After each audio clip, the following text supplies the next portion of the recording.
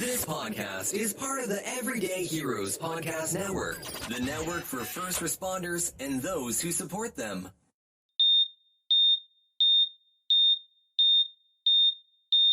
Happy Mother's Day. Oh, Mother's Day. Oh, Mother's Day. Scissors and Scrubs here, celebrating a third Mother's Day. Wow. I know, can you believe it? No. I'm Nicole. I'm Laura. And this Mother's Day, we decided to cover older moms and the Struggles. struggles they have getting pregnant. Mm-hmm. And we get some fucking old moms on this, because you wait till I whip out some of the shit I got. I'm reading this. I'm like, why?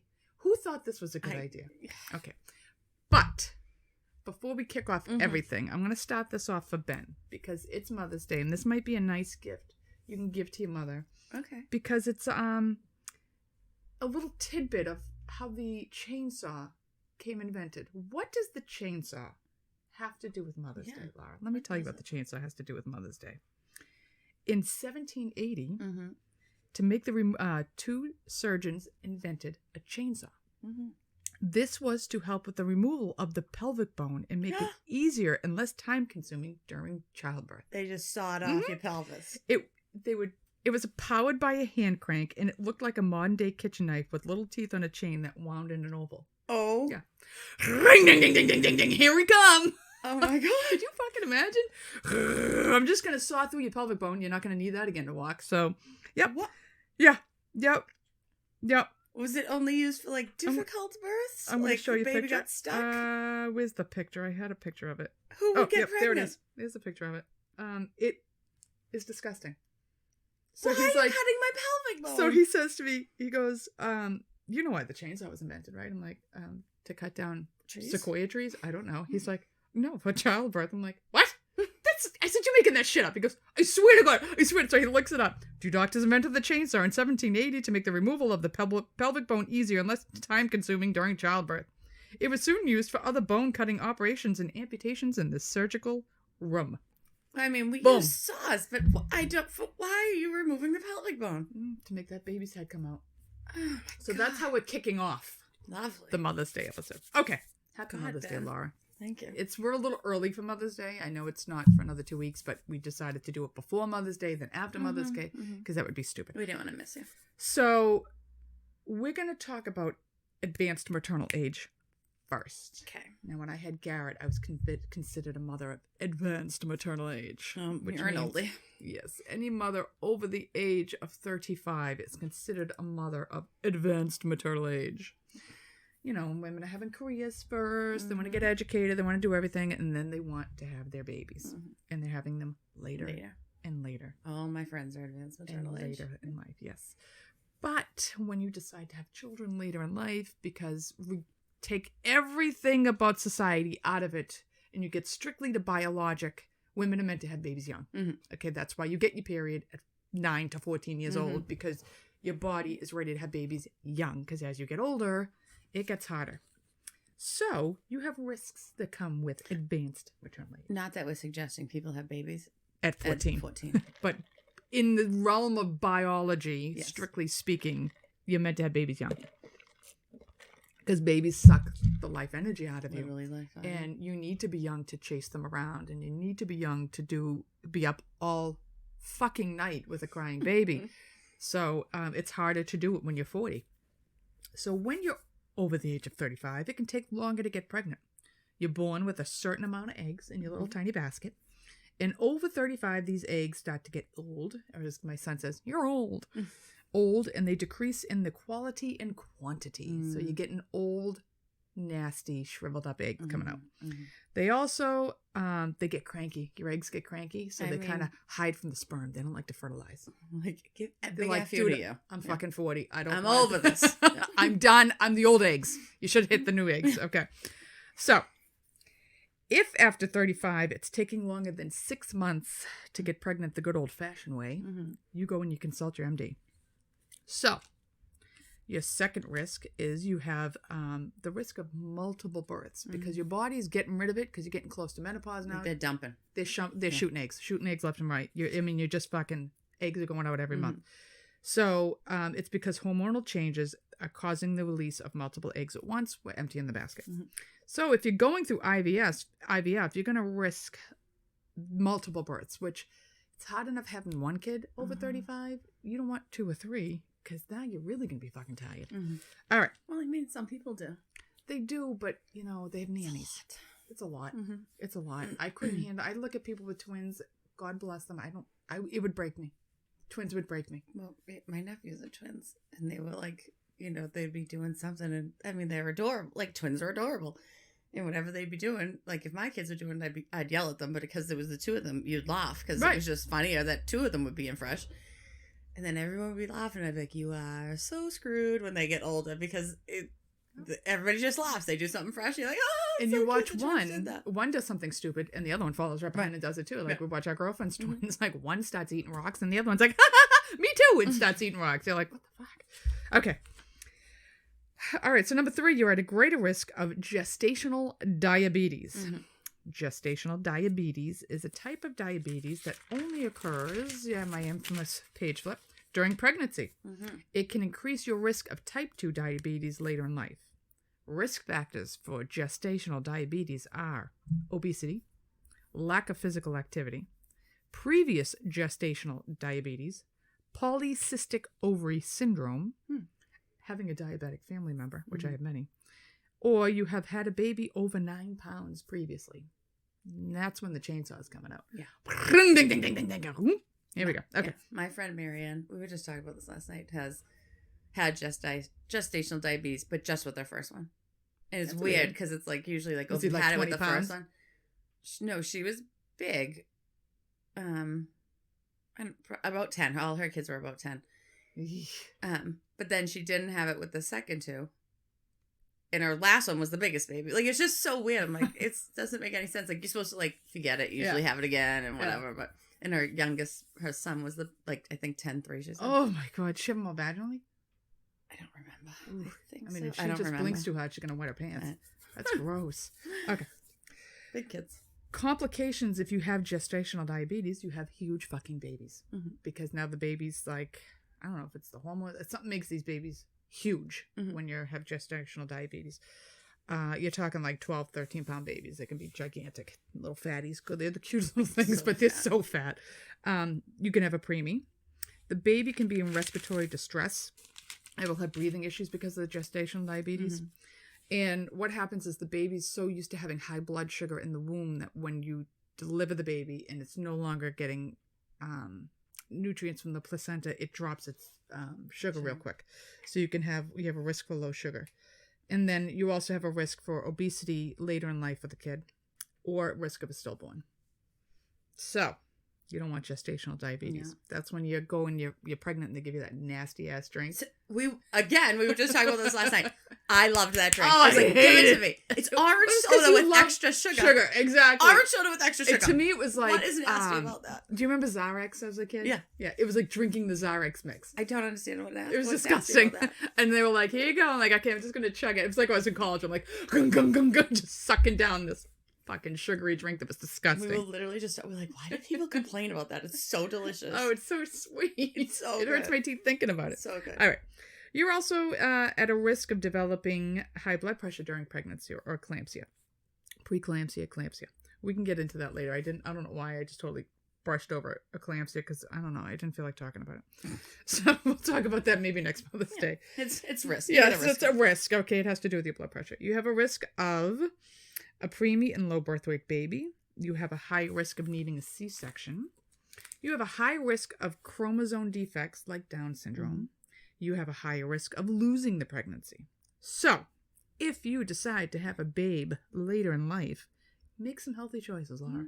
I know you're thinking again. I know you and Mike have decided, now that you're older, you really want to have another one. You don't want that empty nest. So, make healthy choices, okay? Look into lifestyle changes to have a healthy baby in pregnancy. Go for regular prenatal care. Eat a healthy diet. Because some women get pregnant and they think all bets are off and they eat whatever the fuck they want. But just remember, most of that's not going to be baby weight. Yeah. And you're going to have to take it all off on the other end. And now the older you are, the older you are, the harder that is. All right. Gain weight wisely. Stay active. Avoid tobacco, drugs, and alcohol. And test for chromosomal abnormalities. Mm-hmm. So, I have a list of the 10 oldest women with natural pregnancy. Natural. Or so they claim to have natural. Okay. But then we're going to get into the oldest ones not natural. All right, so I take up a little bit here. So the first woman to have a baby naturally at the age of 54 that we're going to discuss, Bridget Nielsen, naturally got pregnant. Really? Yes, at 54 years old with her 39-year-old partner. She got pregnant. She got pregnant. At 54. I don't want to have my period at 54. I know. It's her 5th child, but her first daughter. Oh. Yeah. She was known for her looks. Still looks amazing in her 50s. Debatable. And has remained very healthy over the years. That helped her give birth to a healthy baby girl. She's been married 5 times. Including to Sylvester Stallone. Gianni Nannini. Gianni Nannini, what year did you have your baby? How old were you, love? You are 54 years old as well. She is from Italy. She's some kind of photographer with an unnamed partner of an unspecific age. She had a natural baby at 54. But she was taking hormone pills at the time, but she did not get any fertility treatments. 54 years old. I'm good. Thank you very much. Arciela Garcia, 54 years old, out of Sunnyside, Washington, D.C. Again, they didn't talk about the husband. So she not only had babies in her 50s, she has triplets at the age of 54. Fucking triplets. Naturally? That's what it says. She was also the mother of 8 children and 13 grandchildren and had 2 more on the way after the triplets were born. She looks like somebody's grandmother with her children. Okay. She found out she was pregnant after she went to the doctor feeling tired all the time. You think after 8 fucking children, she know what that means. Yeah. And the doctor who delivered Garcia's triplets said that she had never heard of a 54-year-old woman giving birth to triplets. Holy moly, I bet you she's wicked Catholic. Oh, my God. And wicked tired. Yeah. Yeah. Because then you got 13 grandkids. The other kids are dumping off on you. Oh. Kathleen Campbell. She was 55 years and 4 months and 19 days when she gave birth. Very specific. With her 65-year-old husband.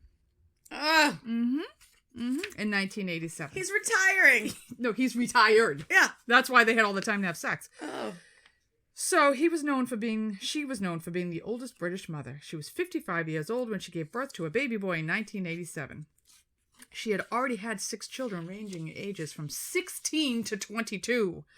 She was not only a mother for the 7th time, she was also a grandmother. I'm good. She was worried about blood pressure because she was 240 pounds at the time of the birth. Raisa Akhmadieva. Good job. Hey, I thought that was pretty good, huh? That was a good job. All right. She is 56 years old, natural birth. She lives in Rushka, Russia, and she gave birth to a baby that was naturally conceived. It was her first child. Healthy baby boy of 5 pounds, 12 ounces. He was little.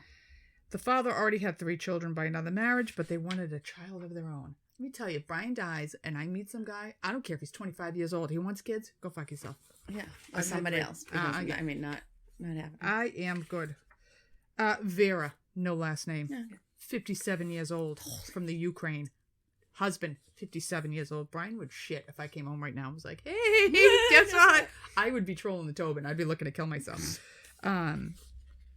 So nothing significant about her. She had a C-section. Her lifestyle allowed her to conceive a baby naturally. Good for you.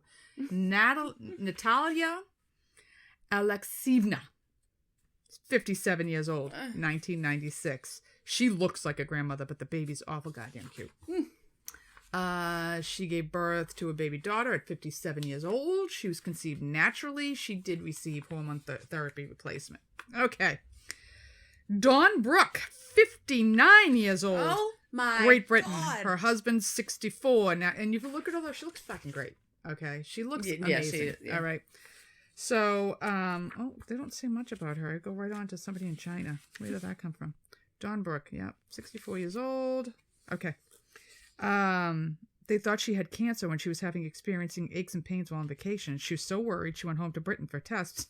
Found out she was 16 weeks pregnant. Could you imagine? No. I mean, At I would rather 60? find out I was pregnant than had cancer, but not at that age. Right. I'd be like, how the fuck am I pregnant at 60? If I'm still getting my period at 60, That's what I'm saying. I'm going to be bullshit. That's what I'm saying. Yeah. These people still have their Yeah. periods. Yeah. Okay. Maria Rosario Venerusa. She's 61 years old. September 19th, 2016 in Italy. She gives birth. Oh my God, she looks miserable in the picture. Can you see her? Laying in bed, she's just like, this sucks. All right, so she's a first-time mother at the age of 61. First time mother. First-time Oh mother. God. 7 pounds, 7-ounce baby boy, Elia Francesco. I'm good. The doctors confirm that she conceived naturally, though people are very like, really? Did you though? Well, I mean, how'd you get all the way to 61 not conceiving and then 61? I know, and then all it's yeah. Well, you're dumping 400 eggs at a time. But Jesus. I can't even know how I'm going to pronounce this. Jinju Taiyan, Good job. China, 67 years old. No. 60 oldest mother delivering a child naturally in 2000. Because like, the kid's gonna grow up and Yeah. the mom's gonna, At the kid's high school graduation, she'll be 86 if she's alive. if she's alive. Exactly. Well, she's Chinese. People live forever, so she might be alive. She made international news when it was reported that she had given birth to a healthy baby girl at the age of 67 years old. Her husband, who was 68 at the time, said that they conceived naturally. More props to you. You're still having sex at 68 years old. Let's start there. B, how the hell you still have your period at 67? Well, that is the other thing. I would be going to the doctor and be like, okay, you need a hysterectomy. Get It's this. 50 I'm I'm done. 55 I'm and not still wearing don't. tampons anymore. I'm gonna be like Uda Pipic. I'm just gonna bleed everywhere because I'm fucking Like, done. take it out. Yep. Like, never mind, Nicole, you get yours. Due to her advanced maternal age, she delivers a baby via C-section. She had already had 2 children. They were born in China before it implemented its one-child policy. So there's no more reports on whether she survived her children or not. Oh my God. Oh my God. So I know I've got a lot going on here, but we're going to talk about some IVF women who, I mean, I could save it for Why don't after you save it to I'm going to after? save it to after you. It's one woman. It's crazy because it's going to get into a little ethical question after IVF. So take it over to you, Sparkles, for Okay. IVF. Well, I'm going to start with IUI. And I got this information from healthlive.com. IUI is intrauterine insemination. It's a fertility treatment where sperm is placed directly into a woman's uterus. In natural conception, sperm has to travel through the vagina and then up through the cervix. Well, depends on how big your partner Then is. it gets up into the uterus. It's an And they have to exhausting trip. swim and swim. It's exhausting for these A lot sperm. of downfalls. Yeah. In IUI, the sperm are washed. Rubber ducky, you're the one. Then they're concentrated. And they're placed. Think hard. Swim fast. Think hard. Yeah, they're placed right near the egg. Like, shoot it up there right where that I'm egg's going to gonna sit be. you right there. Yeah. You don't have to do All you anything. have to do is make friends. Concentrate. Just get You're over it. clean. Yeah. Go talk to her. It's pretty non-invasive. It's way less expensive than IVF. And it's frequently tried before trying IVF. Right. You can use sperm from a partner or from donor sperm. IUI is commonly used in these types of scenarios. Unexplained infertility, mild endometriosis, issues with cervix or cervical mucus. Ugh. Sometimes your cervical mucus really Just hates too sperm damn thick. and just doesn't let it through. Low sperm count, decreased sperm mobility, issues with ejaculation or erections, same-sex couples, single women, All the single ladies. All the single ladies. and couples not wanting to pass on genetic defects from the male I partner. thought you, for some reason, were going to say couples who don't want to have sex. I'm like, Well, that's then who maybe I- maybe that's not I going to want work. a baby, but I don't want you to touch it. It's not effective in these kind of scenarios. It's not effective with moderate to severe endometriosis. When there's no fallopian tubes or there's blocked tubes, because then the egg can't get down. Women with multiple past pelvic infections, and men who produce no sperm. Obviously, you need the sperm, unless you're using a donor. IUI can be done during your natural cycle, quote unquote. So you don't need hormone Right. therapy or anything? When a woman ovulates naturally, and has a sperm placed at the doctor's office around ovulation. No meds are necessary. So Okay. they just track your ovulation. You go in when you're ovulating. They shoot the sperm up and give it a whirl. They IUI, get a baster. Yeah. IUI can be combined with ovarian stimulation. So you can take drugs to help if you need to. There's Clomid, HCG, and FSH. They may be given to trigger the ovaries to mature and release an egg or a couple of them. So you get a better chance. Every doctor is different, but it usually goes like this. Several office visits for blood work, ultrasounds, and medication instructions. They start taking the meds if prescribed while you have your period. The week after starting your meds, you have another ultrasound and blood work. And then using those test results, the doctor will determine when you'll be ovulating and when you and your partner should come back to the clinic. It's usually about 10 to 16 days after starting your meds. The male partner will provide a sample the day of the IUI. They give them dirty magazines in a dirty recliner in a little tiny room. And you get to work. And I used to work at an IV clinic, so I know exactly the room. I'm like, well, I don't even want to open the door. Hello. It's so gross. And if you're using donor sperm, it will be thawed that day. Sperm immediately is taken to the lab to be washed, which is a quote. Why are they washing it? So the seminal fluid and like other debris is removed. Debris. I know. There's other junk in there. I'd like to know that I have a lot of debris floating around. You don't. Well, the guy does. You know, if you're with your husband, you're not using stuff, there's a lot of debris floating around. So they remove the seminal fluid and the debris. So the sperm is super concentrated. There's nothing in it but sperm. So help me God, nothing but sperm. And like the seminal fluid and the other stuff can be irritating to the uterus. So if you're already having a hard time, it's just the sperm.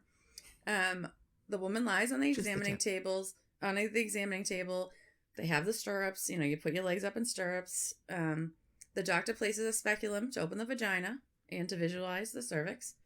Sperm will be inserted into the uterus in a long, thin tube. It's like a long, thin... It looks like a pipette. Pipette, thank you. And then you'll lay there for like 10 to 30 minutes. Now, I know when I was telling one of our friends, like, she was trying to get pregnant, like, well, you gotta lay there, like, put a pillow under your bum. Put your legs up on the wall. Yeah. Well, I mean, if you just put a pillow under your bum, it just tilts your pelvis. Like, what are you talking about? You have to lay there, tilt your pelvis back. And she's like, what? Like, oh, what do you think? They're just gonna stay there? Like, you have to do, like, give it a little help. Yeah, didn't believe me. People thought I was like crazy. I'm like, just do it. Just put a pillow under your bum. You can have mild cramping or light vaginal bleeding. Some places do a second insemination the next day just to make sure. Sometimes you're given progesterone to take after the procedure through your early pregnancy just to help keep the pregnancy. 2 weeks later, you take a pregnancy test. Bum, bum, bum. Risks of IUI are overstimulation of the ovaries if you're taking these meds, which means multiple births. No, it can lead to the wicked enlarged ovaries. Oh. Fluid builds up in the abdomen, the chest. Oh, you can have wicked cramping, blood clots, kidney problems, or the twisting of an ovary or an ovarian torsion, which I have seen from the drugs from IVF. So, I'm sorry, one of the new guys came up the other night, and I'm like, he's like, I had to do a case. I'm like, well, what did you do? He goes, what did he say? An awk. I had to do an awk. I'm like, an orchiopexy? Like a twisted, the twisted scrotum? He's like, no, the women. I'm like, an oof? You had to do an oof? I said, there's a big difference between an awk and an oof. He was like, oh no, they're all the same to me. I'm like, nope, they're not all the same. Was it a dude or a girl? Like, which one?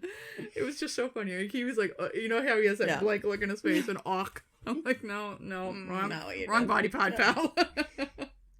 They look like, oh my God, they get this whole syndrome, and that's terrible. This I've never poor heard of girl that. came in. Oh my God. Oh yeah, that's why they have a lot of pain, because their ovaries like huge and overstimulated. She came in. She was so uncomfortable. I wanted to cry for her. We went in with the scope. I was like, holy shit! I couldn't believe they were her ovaries. They were that big. They were. It hurt to look at them because it looked like they were ready to just blow up. Like it.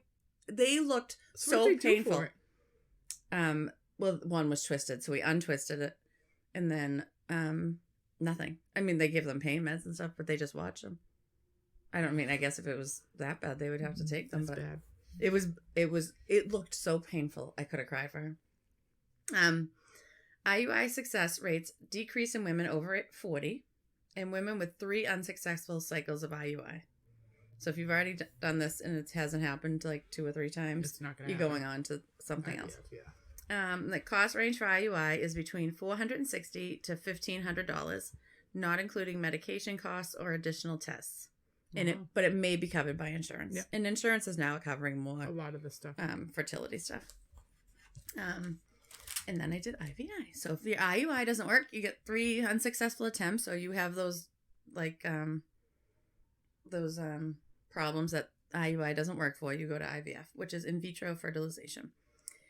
IVF combines medicine and surgical procedures to help sperm fertilize an egg and then help the fertilized egg implant in your uterus. So you have to have, IVI does both. It fertilizes your egg and it implants it. Usually trying meds and IUI beforehand is the treatment.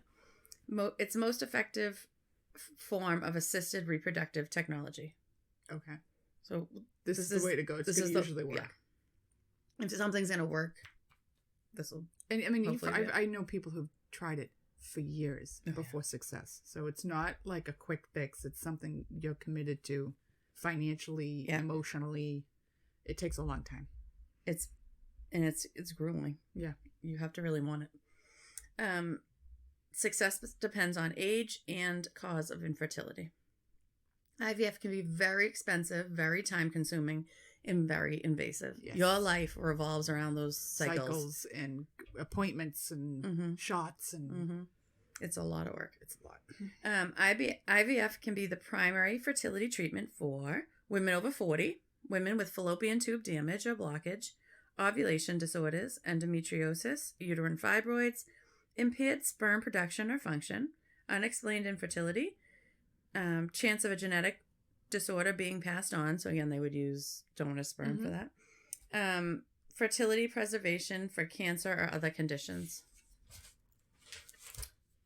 Risks of IVF are multiple births, which causes an increased risk for the mother and the babies. A slight increase in the risk of premature delivery and low birth weight. Ovarian hyperstimulation syndrome, which is what we were just talking about. Excuse me. Miscarriage, and that increases with the mother's age. Egg retrieval procedure complications. So they use this aspirating needle to take the eggs out. It's very painful from what I hear. Yeah, and that could cause infection, bleeding, or damage to the bowel bladder. I mean, they're sticking a needle up inside you. That could hit something else other than what you're intending. Ectopic pregnancy can occur. It's about 2 to 5% of women having IVF will have an ectopic pregnancy, which means a pregnancy outside of your uterus. Right. And most of the time, an ectopic is in the fallopian tube, and then you've ruptured the tube, and now you're really going to have even harder time. Birth defects. Age of the mother is the primary risk factor, not how the baby was conceived. So they have an increased risk because a lot of times people getting IVF are a lot older. Mature maternal age. Advanced maternal age. And that is what makes the risk of birth defects higher. There's a possible increase in breast, endometrial, cervical, or ovarian cancer due to the medications that are used to stimulate egg growth. And stress. Yeah. There's a lot of stress involved in IVF. And even on a pregnancy on a woman that age. Right. There's just under a lot of stress. It's not ready for it. Yeah. This is, I think they're talking about mental stress. No, I agree. Yeah. I agree. But there's all kinds of stress. Oh, yeah. Before you start IVF, you and your partner will need testing. They'll do ovarian reserve testing, which determines the quantity and the quality of your eggs. They'll do semen analysis. They'll do infectious disease screening. They'll do practice embryo transfer, and that determines the depth of the uterine cavity and the best techniques for successful placement of embryos. So they do it like a dry run. Okay, we're going to go up this way and we're going to stick it on over this side. Make sure everything's all set. Right, now we're doing it for real. Yeah. They'll do a uterine exam.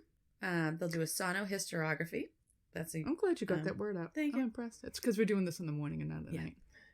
They inject fluid through the cervix into your uterus and use an ultrasound to get pictures of the uterine cavity. So they can see like, oh, you got a fibroid here, or you got this there. This would be a good place for the baby. And they do a hysteroscopy, which is like a little telescope is inserted through your vagina and cervix into your uterus to also get a better look at your uterus. You also want to consider how many embryos you want implanted. That's kind of like the ethical stuff. Like some people, I think a lot of IVF, you're crossing a very ethical. There's a big ethical line there. Just because you can doesn't mean you should. Right. And well, this is like some people are like, yeah, they have 6 embryos. Do you put them all in? Right. And I've been doing it. I've been trying now for 6 years. I finally have 5 good embryos. Should I just put them in and like hope I get one? And if I get 5, I get 5. Or are you okay to? Some people will do like fetal reduction. Like, they all took. We're gonna just leave you with 2. Like, we're gonna. They can make that decision. 3 of them and keep you with 2. And that's the decisions you have to make. But you should make those decisions before you go into it. Right. What will you do with your extra embryos? Will you freeze them? Will you donate them? Will you discard them? You also have to make those decisions. So you have to think of all of that before you start. The steps of IVF. Number 1, you take the meds to stimulate the ovaries to produce multiple eggs instead of the one. And those meds would be FSH or LH. Then when the follicles are ready for egg retrieval, after about 8 to 14 days, you'll take HCG to help the eggs mature. On the day of egg retrieval, you'll take progesterone supplements to get the lining of your uterus ready for implantation. It takes 1 to 2 weeks of ovarian stimulation before eggs are ready to be retrieved. To make sure eggs are ready, the doctor will perform a vaginal ultrasound and blood test to check your hormone levels. Sometimes IVF cycles have to be canceled because either there's an inadequate number of follicles developing, premature ovulation, ovarian hyperstimulation syndrome. You can't do it when they have that, and other medical issues. So you might get to that point where you're like, okay, I'm going to get the retrieval, and you can't. Then second will be the egg retrieval. It can be done 34 to 36 hours after the final injection and before ovulation. You will be sedated. A transvaginal ultrasound is used to visualize the follicles. Then a thin needle is inserted through the vagina up to the follicles to retrieve the eggs. It takes about 20 minutes. You may experience cramping after. Healthy and mature eggs are mixed with sperm to hopefully create embryos. 3, sperm retrieval. Now, this is a really tricky part. Which we've discussed. It's the dirty chair with the dirty magazine. Yeah, either masturbation or testicular aspiration. Yeah. So you can't, I think they usually just masturbate, but you can do a testicular aspiration. Which is uncomfortable too, I think. I bet. Number 4. That was their one step, by the way. That just the one thing they had to do. Men, it's easy for the men. Yeah. Number 4 is fertilization. There are 2 methods. There's conventional insemination. So they mix the healthy eggs with healthy washed sperm. They wash it again. Wash it and concentrate. Yeah. Concentrate, boys. And then they incubate it overnight. Or they give them a date. They get to hang out for a while. Yeah, get to know each other. Get to know each other. Talk to her. Get to know her likes and dislikes. Or you can do intracytoplasmic sperm. Intracytoplasmic sperm injection. That's used when sperm quality or number is a problem or previous IVF attempts failed. They literally take a sperm and inject it into the egg. Like 1 and 1. You're going! What was that movie? Was it 16 Candles where they shove him into the school dance and they shut the doors behind him and the parents are on the other side? It's the same thing. You're going in! That's it. You're done. So that's what that is. They take one sperm and put it in 1 egg and incubate that. And then the 5th step is embryo transfer. It's done in the doctor's office about 2 to 5 days after retrieval. The procedure is usually painless. The doctor inserts a long, thin, flexible catheter into your vagina and your cervix up into your uterus. A syringe with the embryo or embryos in a small amount of fluid is attached to the end of the catheter, and the doctor pushes the plunger on the syringe and shoots the embryos through the tube into the uterus. It's like a water slide. Yeah. They're up there. And you're in. Yeah. And number 6, the last step is after the procedure, you resume normal activity. Typical side effects are passing a small amount of clear or bloody fluid after procedure, breast tenderness, and that's because of the increased estrogen level, Mild bloating, cramping, constipation. They're messing around down there. You know, if they... You always get a problem with your bowels when people are messing around down there. And the results are 12 days to 2 weeks after the egg retrieval. The doctor will give you a pregnancy test. If positive, you'll go see an OBGYN like any other pregnancy. Mm-hmm. If negative, you stop taking progesterone, you get your period in a week, and then you can start over. The chances of success depend on your maternal age, the embryo status. The more developed embryos are associated with higher pregnancy rates. Reproductive history. If you've had other kids before, it's more of a chance that you'll have one. The cause of infertility. Lifestyle factors. Smoking causes fewer eggs and higher rates of miscarriage, and lowers the chance of success by 50%. Wow. Yeah. I didn't think it was 50%. I know. Obesity, alcohol, drugs, and excessive caffeine use also lower the chance of success. Well, there you go. That's it. And that's IVF. Well, Laura, we're going to just talk about somebody where I feel it's a perfect example of just because you can doesn't mean you should. So we're talking September 10th, 2019. Aranati Manganyama in India. Mm-hmm. She was 74 years old when she gave birth through IVF. No. She and her husband were outcasts in their village because they had never had children. I guess, like, you don't have a kid, you're a piece of shit. Mm-hmm. So they had never had children, and they had tried for 55 years to have children. She used donor eggs and her husband's sperm. So it's really still, I mean, I'm not trying to be anything here, but you're using somebody else's eggs, you might as well have adopted a child because it's still not your biological child. I guess it's the husband. It's the husband's biological child. He could have had sperm with anybody else then in the village and given you the baby. I don't know if I would have put myself through this at 74 years old.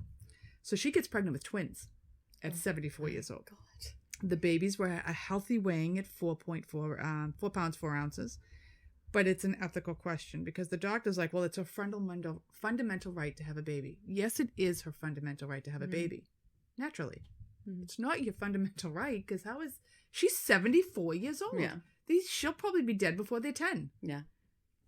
Who's going to take care of these babies when she dies and her husband dies? There's no other children to raise them. Right. Like, wow. I was kind of shocked by that. That's 74 old. years old. That's old. And that's a huge risk to her. It's a huge risk to the babies.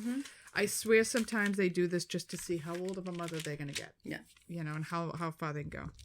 So, that brings us on to surrogacy. So, if you've tried IVF, you tried IUI, you try the natural way, for whatever reason you cannot carry a child, you move on to surrogacy. People who have used surrogacy, Kim Kardashian's had, I think, all but one child through surrogacy, hasn't she? She carry any of them? I think she carried one. One or two. And then you have Sarah Jessica Parker. She has children through surrogacy. Neil Patrick Harris and Jimmy Fallon have all had children through surrogacy. So the reasons... I didn't realize Jimmy Fallon. I didn't either. The reasons you would choose surrogacy: health issues preventing you from getting pregnant, recurring miscarriages, same-sex couples, or single people who want biologic children but cannot carry. I guess. All right. So you have two types of surrogacy. You have a gestational carrier. That is an individual or a couple using an egg that is not theirs. The egg could come from an intended mother or a donor, and the same can go from the sperm. So the mother could donate her eggs because she can't actually carry them. So I could donate my eggs to Laura. Laura's going to carry the child. Or I could use a donor egg. And the same where I could use my husband's sperm and it's our biological child just being carried by somebody else. Or we literally are just using sperm and egg from other people and somebody else is carrying it. So this pregnancy is achieved through IVF as well. Traditional donor is the surrogate donates her egg. So I want a child and Laura's giving me her egg, but she's using my husband's sperm to carry that egg. And again, you would do this with an IUI. A gestational carrier is more desirable because when you do the traditional surrogacy route and it's your biologic egg, you still have legal rights to that child. So it becomes a complicated legal issue on the other end. And it's also emotional because you may decide in the end, oh my God, I really want this baby and screw you. I don't care it's your husband's sperm. I'm keeping this baby. So surrogates can be found through SEEDS, SEEDS, which is the Society for Ethics in Egg Donation and Surrogacy, which can help you find an egg, reputable agency in your area. Criteria for a surrogate: you have to be between the ages of 21 and 45 years old. I'm not surrogate. That old? You can be that old. I don't want to be a surrogate at 45. Though if I was dirt poor, I might think about it. Because they get paid a lot of fucking money to do this. Yes. They have to have delivered at least one pregnancy without complications, 2 term, but less than 5 vaginal births or 2 C-sections. So you have to have at least one baby, but you can't have too many babies. Yeah. They have to have a healthy home style and a safe one, so they can't be abused at home or things like that. They are screened for everything, including STDs. So intended parents also need to be screened. They need to provide a complete health history. They need physicals to make sure that they can do IVF, and they're screened for infectious diseases and tested for genetic disorders. When I worked at the IVF clinic, a lot of the reason like men are sterile is because they carry a genetic disease that's not meant to be passed on. So you got to be careful and make sure like that's not the reason you're not having, because you don't want to pass on Huntington's disease to a child or some horrible illness. So how they make it happen. So if you're a gestational character, you choose your surrogate, you create a legal document, you go through egg retrieval and create embryos and with dad's sperm. Then you implant the embryos into the surrogate, and when the child is born, the parents obtain full legal custody as outlined in the contract. If you are traditional, you choose a surrogate, you create a legal document, you inseminate the mother, you follow the pregnancy. When the child is born, the surrogate needs to legally terminate parental rights of the child. And then the intended parents may need to complete a step-parent adoption in addition to a legal contract. So again, I ask, if you're going to go through all this, why wouldn't you adopt a child that's already here? Now, I know that's hard, and maybe they want it to look like them. I don't know, but I just feel like there's so many babies out there that could be adopted. Though I feel the United States makes adoption very difficult. Yeah, I don't think it's very easy. I don't think it's very easy, and it's probably just as expensive. So surrogacy can cost between $90,000 and $100,000, $130,000. All right, so you get $60,000 for an experienced surrogate, and you get bonuses. You get $5,000 for twins, $10,000 for triplets, and $3,000 extra if you need a C-section. $10,000 for triplets. Wow. I'm going to need that for the plastic surgery to put my fucking stomach back together. You may also have to pay surrogates a monthly allowance, lost wages, health insurance, legal fees, and the legal fees can be an additional $8,000 to $11,000 on top of the $130,000 you already pounded out. Oh my God. And I'll tell you what, you don't think the Kardashians' surrogate was treated like a goddamn queen? Oh yeah. I'll bet you got a hell of a lot more than that. It's a different option, but one needs to consider many problems that can arise. So you have to think of the legal issues, the emotional issues, all the other stuff. So while I was doing all my research on advanced maternal age, I came across something I had never heard of, but my kids had heard of from TikTok. Okay. And it fucking horrified me. Okay. And then I was like, I went in those rabbit holes. Yeah. Have you ever heard of a lithopedion? Also known as a stone baby? No. Right. Your face was like mine. I was like, a stone baby? What the fuck's a stone baby? I gotta look at this. Well, let me tell you what a stone baby is. Okay. It occurs when a fetus dies in an abdominal pregnancy. When Laura was talking about that topic, so your fallopian tubes have holes at the end, so the egg can go out the wrong end and implant in like your intestines or on your spleen or something, which it's not viable because it's never going to have the blood supply it needs. It's not the traditional way. So what happens is, if it's too large to be reabsorbed by the body, as any other foreign body in your body will capsulate it. And it calcifies around the embryo of the fetus. And it creates a stone baby so that you don't get infected from it. Oh. It can occur anywhere from 14 weeks to full term. Oh, God. God, Laura, it's so fucking disturbing. So a diagnosis often happens when the patient comes in for something else. They've come in, I'm having abdominal pain. Oh, that's because you have a 10-pound stone baby in your belly. And you can still become pregnant and deliver other children after this. because this baby's not in your uterus. Right. So in 2013, Huang Yuan was the longest known carrier of a stone baby. Oh, I don't want to know how long. She was told in 1948 that she had lost a pregnancy, but she couldn't afford to have it removed. So in 2013, 65 years later, she went in and they finally removed her stone baby. In Bogota, Colombia, a woman went in for GI issues and a 40-year-old stone baby was discovered in her uterus. I mean, in her belly. Blech. Estela Melendez, 90 years old. She fell and she went in for an x-ray and a 4-pound stone baby was found. She had carried it for 50 years and it took up most of her abdomen. Oh my God. But she didn't have it removed because of her advanced maternal age of 90. Yeah, I mean, might as well leave it now. When I tell you there was 3 pages of cases of women who had Why is that on TikTok? I don't know, but I was like, Cameron, because Cameron loves all this weird shit. So I'm like, Cameron, you ever hear of a stone baby? He's like, yeah, I heard about a stone baby. Blah, blah, blah, blah. And I found it on Google or something. Like, why would you find that? And I think Vienna said, I saw it on TikTok. I'm like, stone babies? You found disturbing. Yeah. Stone babies. I don't like Maybe that's my problem. I'm carrying a stone baby. That's why I'm a little overweight. So that concludes Mother's Day. Happy Mother's Day. We do have an email here. Mm-hmm. Laura, do you want to read it? And which one do you want to read? So we got 2. We're going to spread them up between episodes. Mm-hmm. So we are getting more emails, and I love that we're getting them. What happens is we record 2 to 3 episodes at a time. So your email may have come in after we've recorded, so it may be a while before we read it out loud. Mm-hmm. So be patient. If you don't hear it within a week of you having sent it in, it might be a month later because we've already recorded. Yeah. So we got 2 this week. Okay, so I'll read Melanie's. All right, sounds good. Okay. This is from Melanie. It says, "Hey, I've just recently found your podcast, so I started at the beginning and I love it." Thank you, Melanie. And I love you too. I'm 43 and just got accepted into nursing school. Good for you, girl. She's advanced maternal age for nursing school. Because at 23, I decided to marry a guy in the Navy and go see the world. Oh, well, Awesome. That's actually way more fun than nursing school, so good for you.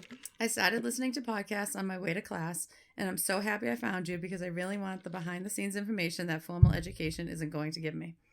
No. Probably don't bring this up to any trainers you have. So many times I find myself relating to the stories in your podcast, like the time my niece caught a firework in her neck. Oh. They said if it had been Jesus Christ. They said if it had been just a bit to the left, it would have hit her carotid and she would have bled out. Probably, yeah. Yeah. Yeah, probably. I feel silly messaging now, especially since so much time has passed since the podcast was released. This morning I listened to Summer in the 80s and it took me back. There wasn't one part I couldn't relate to. Like scalding yourself on the slides. I even had the ridiculous blisters one summer because no one used sunscreen on us back then. And Nicole, I totally remember the Arid Extra Dry commercial. Thank you very much. I still sing jingles Get from the a little 80s closer. because they were just so darn catchy. My fave is the Incredible Edible Egg. Yeah. The Incredible Edible Egg. You don't remember that one? No, either? The guys they'd be like, the Incredible Edible Egg, and they'd hold the egg out. No. Oh my God, there's so many. And they pop into my head at random times, and then I sing them at work, and everybody's 12 years old, so nobody knows what I'm talking about. Like Arid Extra Dry. The main reason I'm writing is because I've heard you talk about Laura's allergies and living on Benadryl. And I wanted to ask if you've ever heard of mast cell activation disorder / syndrome. I was diagnosed this year after suffering from weird allergies for the last 10 plus years. So does Laura. Yeah. Supposedly it's really rare, but I meet people all the time who have it. It seems like people suffering from long COVID are also developing MCAD or MCAS. It seems like it is being triggered in part by the virus and the resulting cytokine storms. I can never remember that word. I know. And when I was talking about the Spanish flu, that's what was happening to everybody. They Yeah. were going into these cytokine storms. I don't know all the details, but MCAD is usually activated by some crazy event. Mine was 3 pregnancies back to back and being married to a guy with a stressful job, bomb tech. So I read this to my husband who was in the Navy. He's like, oh, he's a blah, blah, blah. And I was like, yeah, I guess. He thinks it's a pretty cool job, Yeah. FYI. I think I had MCAD before that, but it was mild and only showed up when I was super stressed. Based on some of the things she said, I have to wonder if that's what she suffers from as well. I was going to suggest maybe doing a podcast on it. I don't know. Maybe it's not podcast material, but maybe it will resonate with her struggles. Anyway, I love you both. Love the podcast and can't wait to see what's next. Keep up the good work, Melanie. Thank you. I think I'm going to do a podcast. I was actually thinking that on the way over we could kick the summer series off with allergies. Yeah. And like anaphylactic reactions to allergies, weird shit people are allergic to. Yeah. So I was thinking that could be a good summer dealio. So. Sounds good. Maybe that's what's wrong with me. Yeah, so I'll read the next one on the next episode. Okay. Thanks, Melanie. Nice Thank to you, get Melanie. We love that you love our podcast. Feel free to shoot us how you find our podcast, because I'd like to know, are you hearing it from friends? Do people find us on Spotify? Are you just scrolling and all of a sudden we pop up? Like, are we popping up? Which we forgot to mention, we now belong to a new network. So you might have heard our little intro, little fancy intro on the last episode. We are now members of the Everyday Heroes Podcast Network. Fancy us. Obviously. Okay. It's a great network. This guy started it, and it's a place for police and fire and EMTs and military to tell their stories. We're really proud to be members of it. I was telling Laura, I said, I don't know how much we belong, because like they're very serious. They're talking topics of like PTSD in the workplace and the struggles the police are going through, and their episodes are like, trauma here and this and that. I said, and this Scissors and Scrubs, bloody nipples. Like, I don't know how well we fit in with them, but whatever. We're glad to be members of the group. Yeah. Feel free to check out the network. Hopefully it'll grow, and I don't know, maybe they'll take it on the road and I'll finally get my live shows. Maybe. All right, so happy Mother's Day. Give your mom a big hug and a kiss. Make sure she gets more than flowers. Don't make her work. Don't make her cook. Don't make her do anything on Mother's Day. Let her sleep. Let her sleep. And maybe give her a little time alone. And we will catch you next couple of weeks. Bye. Bye. Like, subscribe, rate, and review the Scissors and Scrubs podcast on whatever podcast app you listen to us on. Follow us on Twitter, Facebook, and Instagram at Scissors and Scrubs. And email us any of your stories or thoughts to scissorsnscrubs@gmail.com.